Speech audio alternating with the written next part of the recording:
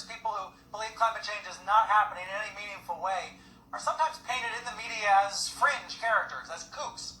So this might shock you. A man who co-founded the Weather Channel thinks climate change is a hoax. His name is John Coleman. Hello to all your viewers. I resent you calling me a denier. That is a word meant to put me down. I'm a skeptic about climate change. And I want to make it darn clear, Mr. Kenny's not a scientist. I am. He's the CEO of the Weather Channel now.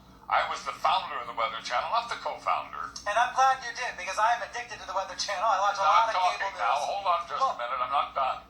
And CNN has taken a very strong position on global warming that it is a consensus. Well, there is no consensus in science. Science isn't a vote. Science is about facts. And if you get down to the hard, cold facts, there's no question about it. Climate change is not happening.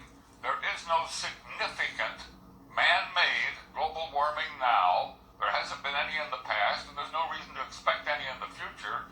There's a whole lot of baloney, and yes, it has become a big political point of the Democratic Party and part of their platform, and I regret it's become political instead of scientific.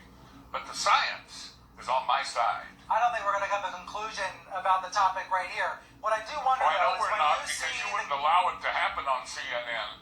But I'm happy that I got on the air and got a chance to talk to your viewers. Hello, everybody.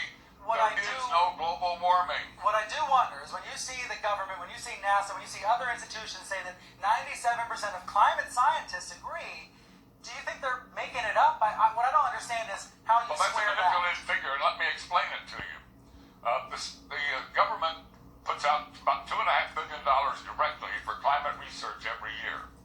It only gives that money to scientists who will produce scientific results that support the global warming hypothesis of the Democrat Party of position. So, they don't have any choice. If you're going to get the money, you got to support their position. Therefore, 97% of the scientific reports published support global warming.